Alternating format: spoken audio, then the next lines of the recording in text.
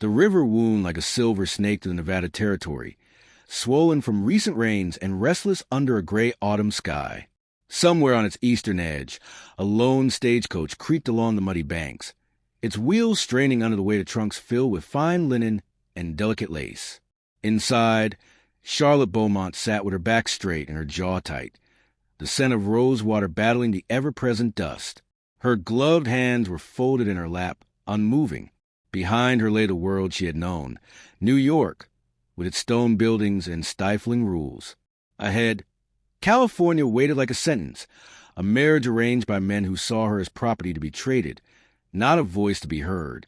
"I still don't see why this is necessary," she muttered to the older woman beside her. "Because your father said so," came the quiet reply. "And because girls don't stay girls forever," the driver shouted back. "Crossing up ahead, brace yourselves." The coach began to shudder as it rolled into the shallows. The horses, uneasy, stamped and snorted. Then, from the trees across the water, came a chorus of howls. Wolves, dozens of them, emerged from the forest, teeth bared, eyes alight with hunger. The horses panicked. One reared, another stumbled. A wheel slipped deep into the muck. Then everything turned sideways. Charlotte's scream vanished in the thunder of snapping wood and churning water. The stage tipped, cracked, and collapsed. Cold water flooded the carriage. Before she could draw a breath, she was underwater, her dress tangled around her legs. A trunk struck her side. She kicked, clawed, reached, but the river was stronger. It dragged her beneath again and again, until only darkness remained. She awoke choking, face pressed into mud, soaked to the bone. Every muscle ached. The world spun. Somewhere behind her, the river snarled, and ahead, low growls. She turned her head. 3 wolves were approaching. Their eyes glowed like coals. She tried to crawl, but her limbs refused her. She whispered, "Help, please." A sharp whistle cut through the trees. An arrow thudded into the earth inches from the lead wolf's paw. It snarled. Another arrow followed. The pack hesitated, then vanished into the shadows. She blinked through tears, and a figure stepped into the clearing. He was tall, lean, wrapped in leather and shadow. His dark hair fell past his shoulders, and a bow hung loosely in his grip. His expression was unreadable, neither cruel nor kind. "Please," she gasped, retreating weakly. "I will not harm you," he said simply. He moved carefully, reached into a pouch, and offered her a blanket, draping it over her shoulders without ever brushing her skin. Then, without asking, he lifted her as gently as if she were made of feathers. She tried to protest, but her strength was gone. He carried her through the woods, following a narrow path carved into the hill. They reached a small cabin tucked into the slope. Smoke drifted from its chimney. Inside, the warmth of a low fire wrapped around her like a second blanket. He placed her down on a thick hide by the hearth and fetched a bowl of water. She tried to speak. "Who are you?" He didn't answer. He dipped the cloth and dabbed her brow. "Rest," he said. She slept. Morning came, soft and golden, seeping into the wooden walls. Charlotte stirred beneath the wool. Her hip ached, but the pain was less sharp. She sat up and saw her dress, dry and folded neatly. She now wore a plain linen shift. A bowl of water and a crust of bread waited nearby. He was sitting by the fire, grinding something in a clay bowl. "You're awake," he said without looking up. "Where am I?" "Safe," came the answer. "In the mountain." She reached for the cup beside her. The liquid inside was dark. "What is this?" "Root," he said. "Not poison." She took a hesitant sip. Bitter, but not unpleasant. "You saved me," she murmured. He nodded once. "Why?" "You were drowning. Wolves were hungry. But you don't even know me." His gaze was calm. "Don't need to." He turned and hung a satchel on the wall. His movements were quiet, measured like the forest itself. That night, he unrolled a blanket near the door and laid down, his back to her. "You're not going to ask who I am? What I was doing in the river?" "No," he said. "You rest. Tomorrow you walk." It was the first time anyone had told her to rest with no expectation, no demand. Later, she turned toward him in the dim light. "What's your name?" A pause. Atsa, he replied. She repeated it, testing the sound. What does it mean? Falcon. I like it. Silence. The fire cracked. A coyote howled far off in the canyon. And for the first time in a long while, Charlotte felt not peace, but something close. A fragile sense of safety. Days passed in quiet rhythm. Atsa came and went like wind through pine needles. He brought water, herbs, and food. He said little, but his silence made room for her breath. Charlotte's body healed slowly. One morning, she made it to the door with a walking stick he had carved. I did it, she whispered. He didn't smile, but something softened in his eyes. By week's end, she was stirring stew over the fire while he cleaned fish outside. They didn't speak often, but their eyes had learned to communicate. When she reached for salt, he passed it without being asked. When she wrinkled her nose, he added time. They moved around each other like water and stone. One afternoon, she asked, Why are you alone? He was by the fire, sharpening a blade. For a while, he said nothing.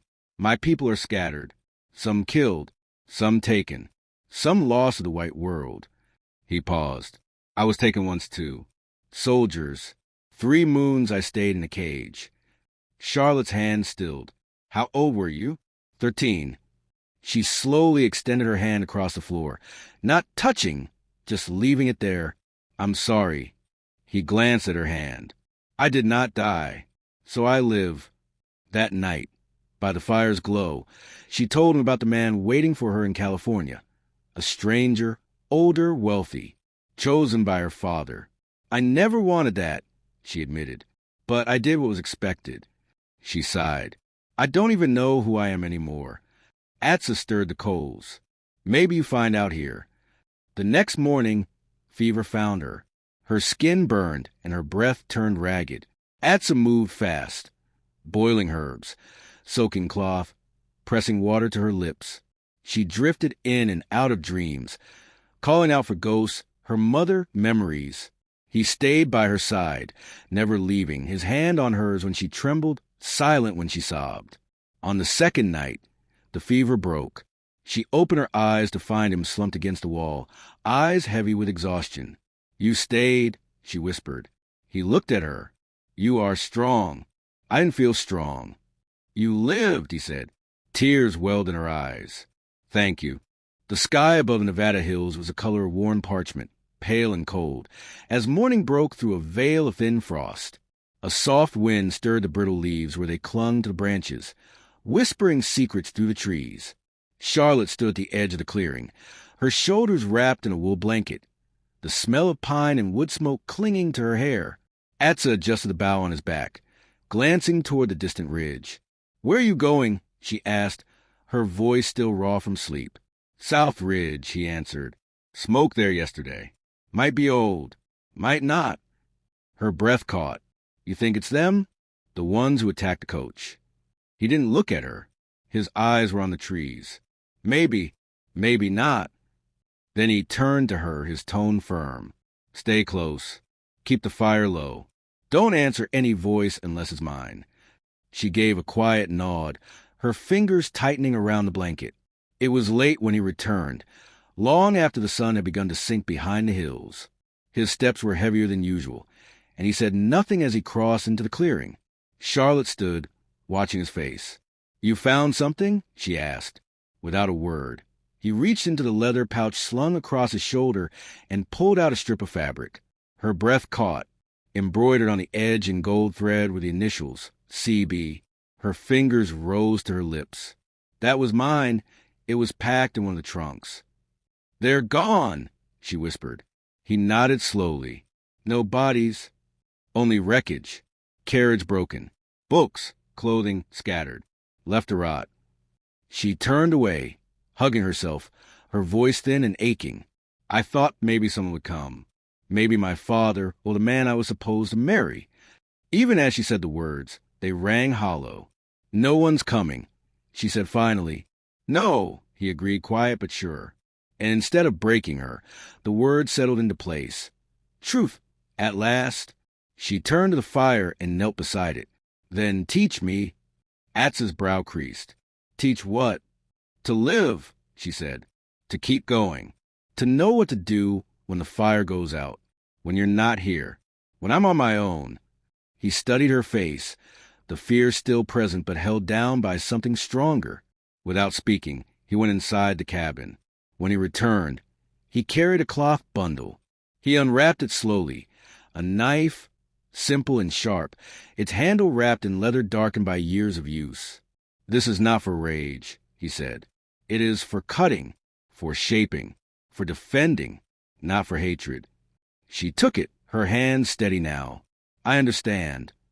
Their eyes met, and the girl who had once been swept away by the river was gone. That night, she laid the knife beside her blanket. She didn't cry. She didn't pray for rescue. She watched the shadows on the ceiling and let the quiet settle around her like armor. The days that followed grew into something new. Each morning, before the sky blushed with dawn, Charlotte rose. She wrapped her shawl around her shoulders and followed Atsa through the brush, learning the language of the land. He never walked beside her, but always ahead, just far enough that she had to keep pace, never far enough to lose her. This one, he said one morning, pointing to a low bush with dark purple berries. Good for chest pain. She crouched to examine it. What's it called? He tapped his chest. Neely. She echoed it, her tongue working over the unfamiliar shape. Neely. He nodded once. Other mornings, he showed her how to coax flame from damp bark, how to arrange stones for warmth, how to carve the earth into traps. Her fingers blistered, her palms split, but she kept at it. At night, they shared food by the fire. The silence no longer strained.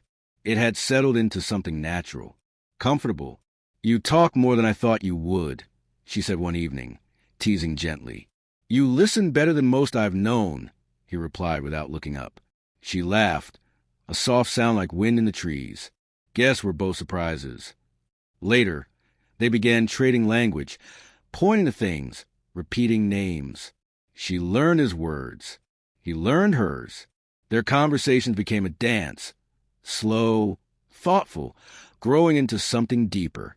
One afternoon, as they skinned a rabbit together, she asked, Do you ever miss your people? He paused. Yes, but they don't miss me. Her heart ached. Why? When the soldiers took me, he said, wiping his blade clean, they said I was poisoned, that I saw too much of the white world. I returned, but I didn't belong. And the soldiers? She asked gently. They called me savage, treated me less than a man. She was quiet. Then she reached out and placed her hand on his arm, not tightly, just enough to let him feel her there. You belong now, she said. He didn't speak, but he didn't move away either. That evening, beneath a blanket of stars, Charlotte told him about her childhood, her father, her duty. When I was 13, they told me I'd marry for the family. That love was a story for children. That obedience was worth more than joy. She glanced at him.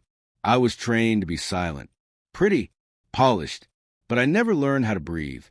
He listened, not judging, not interrupting, just there. But here, she said, I breathe for myself. He looked at her, not as a burden, not as someone to protect, but as an equal, someone real, someone whole. They didn't speak again that night. They didn't need to. She no longer waited in the cabin for his return. Instead, she joined him, matching his pace. She noticed how he stepped on moss but avoided gravel, how his eyes stayed on the wind, not the ground, how he touched bark gently to read stories written in claw marks and sap.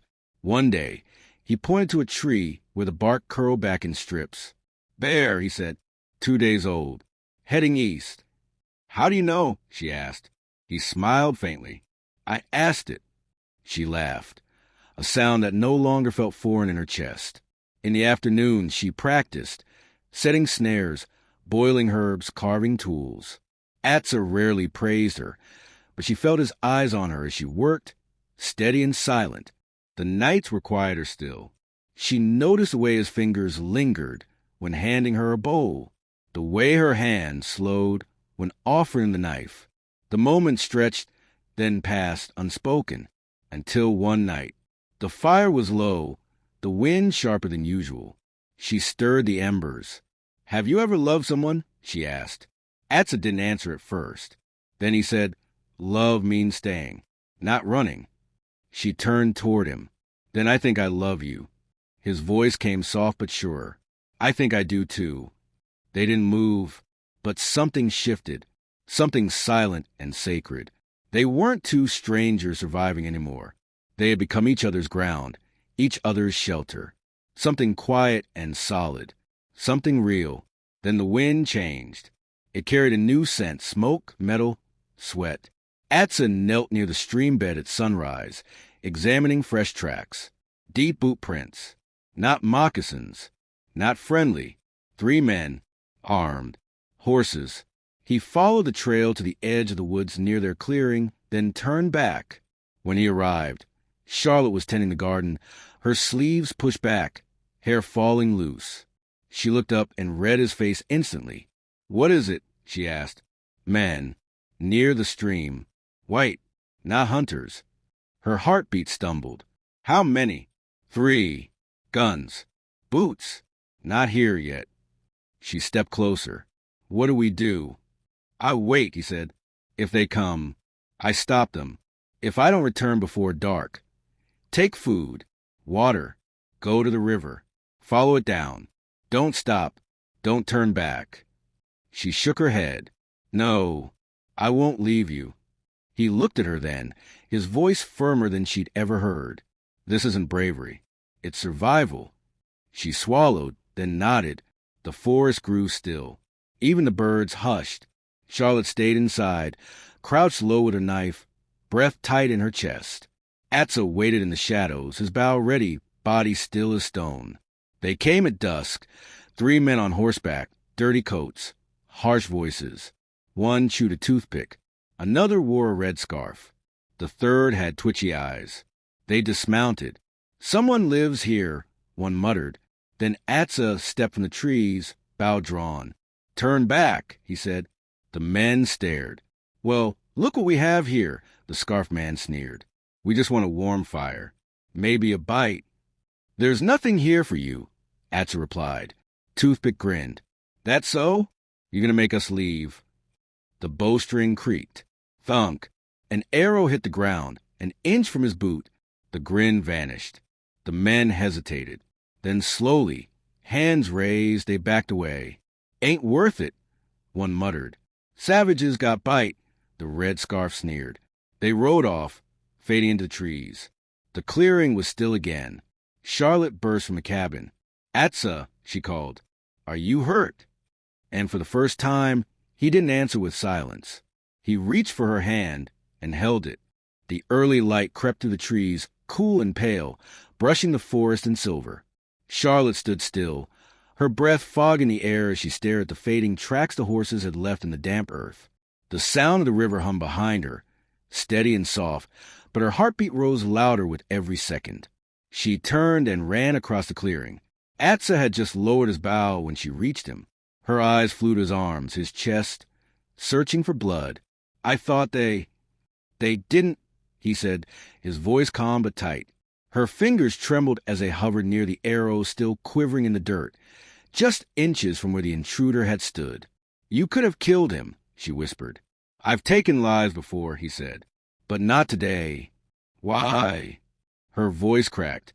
He looked at her, a quiet pain flickering behind his gaze.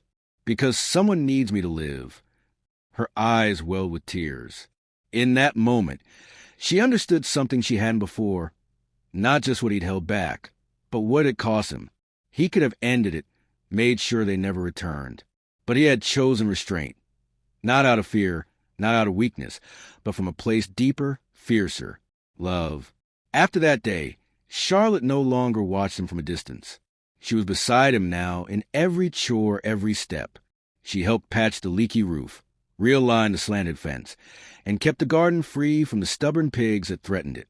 She didn't flinch when he handed her the heavier tools. He never said much about her change, but she noticed in the quiet ways, the way he passed with a better blade, the way he let her go first on the trail, the way he listened when she gave direction. Charlotte had learned the sounds of the forest. She could tell when the wind carried danger, when silence meant more than peace. She moved through the trees like she belonged to them, no longer asking what needed to be done, just doing it. One morning, Atsa watched from the shade as she knelt near a fresh print in the soil. She pointed silently. 3 hours old, she said. Male, heading north. He gave a quiet nod. That evening, they sat by the stream, the light from the fire dancing across their faces. Charlotte leaned over and let her head rest lightly against his shoulder. He didn't move away. She spoke into the quiet. Do you ever think about losing me? His fingers tightened slightly on the stick in his hand. Yes, he said after a pause, but not the way you imagine. She looked up at him. I don't fear wolves or rivers or storms, he said. I fear you choosing to leave. Charlotte swallowed, her voice soft but sure. I'm not going anywhere. Atsa turned to look at her fully. But your people, your world, they'll come for you. I don't belong to that world anymore. He searched her face, waiting for doubt. He found none. She reached for his hand, sliding her fingers into his. This time there was no hesitation. He looked down, then closed his fingers around hers with the strength of a man who knew what it meant to lose and what it now meant to hold. They sat like that for a long while. Two silhouettes in firelight and silence. No promises spoken, but something sacred passed between them. She was no longer the woman he'd rescued, and he was no longer a man who needed no one. What grew between them couldn't be mapped. It was built of stillness, shared work, and a quiet trust. The wind carried the scent of cedar the next morning, crisp and bright. Charlotte stood on a high ridge, her eyes scanning the valley below. Trees turned gold beneath the touch of autumn, and then metal glinting in the sun. Movement. 5 riders emerged beyond the edge of the woods. No weapons drawn, no dust-covered coats. Clean, upright men, their horses polished and steady. She recognized the shape of one. A voice called her name, a voice from another life. She didn't answer. She stepped quietly behind a rock and waited. Her heartbeat didn't race. She only watched. When they turned back, confused, and rode away, she remained still for a long time. When she returned to the cabin, Atsa was by the hearth, coaxing the coals to life. He didn't turn as she stepped in, but she knew he'd heard her. I saw them, she said. They called my name. He didn't ask what she had done. I stayed quiet. Still, he said nothing. Charlotte placed a hand over her chest. I've lost every part of the life they expected of me. I was supposed to be a wife, a daughter, a lady, but losing that gave me something else. It gave me this. It gave me you. Atsa stood slowly. From the pouch at his waist, he pulled a piece of worn leather. At its center, a smooth stone, blue and round like river glass, tied to it by years of wear. He held it out. This isn't what your people call a ring, he said. But if you wear it, it means you stay. It means you choose this life. You choose me. Her voice was a whisper. Yes. He tied it to her wrist, the knot firm and steady. Then he stepped forward and wrapped her in his arms. You are my family now, he said. She looked into his face and kissed him. Fierce, certain, without fear. That afternoon, they climbed the ridge where the sky opened and the valley stretched wide. There, they spoke the words they'd taught each other, a blend of languages, imperfect and full of heart. He touched her chest and said, You are the warmth of my fire. She touched his brow and whispered, You are the sky I walk under. Together, they carved into the old cedar behind the cabin the shape of a soaring eagle. Beneath it, the letter C. There was no ceremony, no crowd, just them. That night, under stars and a hush of pines, Charlotte lay beside him, her head on his chest. The fire's glow flickered low. His hand found hers, then gently moved to her belly. This home, he murmured, won't hold justice for long. She smiled, her eyes glistening, her voice barely more than a breath. We belong to each other now. From the river to the trees, from silence to forever,